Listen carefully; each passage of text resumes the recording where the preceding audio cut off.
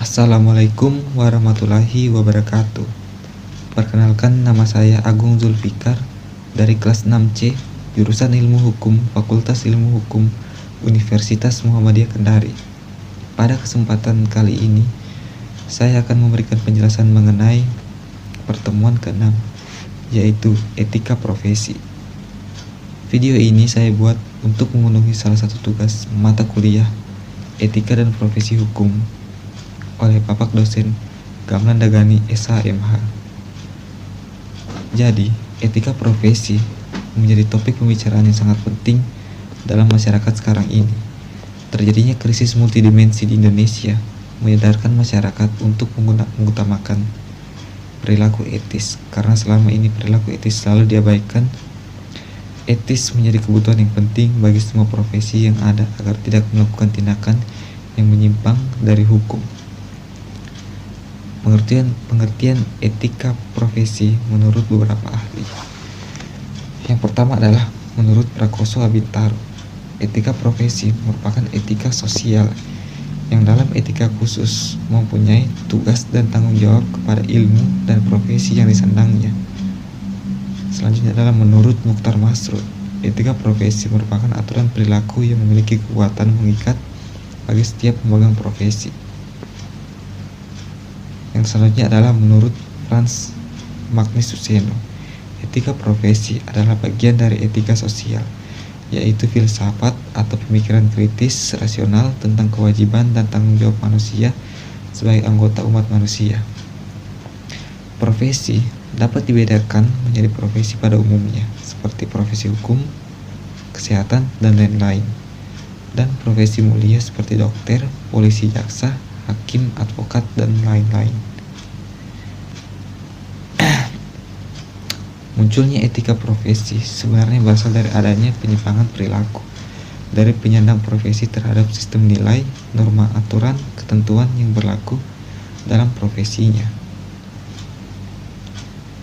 Prinsip-prinsip etika profesi yang menurut Yul Hulu.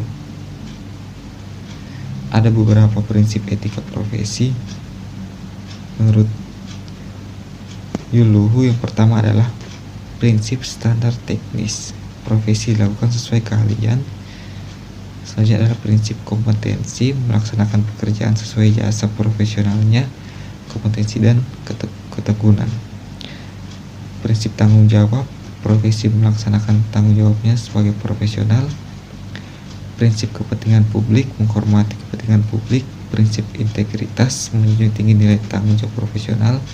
Prinsip objektivitas, menjaga objektivitas dalam pemenuhan kewajiban. Dan prinsip kerahasiaan, menghormati kerahasiaan informasi. Selanjutnya adalah kode etika profesi. Menurut Harlen Sinaga, kode etik dapat disimpulkan mengandung sekumpulan asas yang bersumber dari berkaitan dengan akhlak atau moral. Asas tersebut diwujudkan dalam peraturan atau norma sebagai landasan tingkah laku sekelompok masyarakat.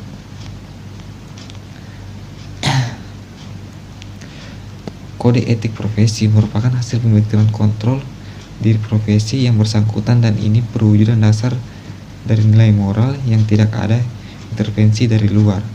Kode etik profesi akan berlaku dengan baik jika ruhnya didasari nilai-nilai luhur dalam profesi itu sendiri. Kode etik menjadi tolok ukur bagi anggota profesinya agar anggotanya tidak melanggar etik.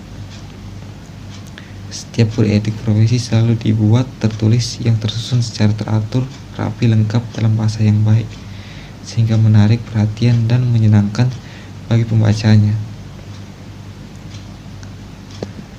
Menurut Sumaryono, ada 3 hal pokok yang merupakan fungsi kode etik profesi, yaitu kode etik profesi memberikan pedoman bagi setiap anggota tentang prinsip profesionalitas yang digariskan. Kedua adalah kode etik profesi merupakan sarana kontrol sosial bagi masyarakat atas profesi yang bersangkutan. Ketiga adalah kode etik profesi mencegah campur tangan pihak luar organisasi profesi tentang hubungan etika dalam keanggotaan profesi.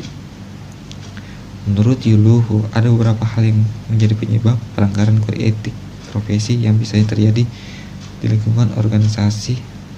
Antara lainnya adalah pengaruh jabatan, misalnya yang melakukan pelanggaran kode etik profesi itu adalah pimpinan atau orang yang memiliki kekuasaan yang tinggi pada profesi tersebut. Yang kedua adalah pengaruh masih lemahnya penegakan hukum di Indonesia. Ketiga adalah tidak berjalannya kontrol dan pengawasan dari masyarakat.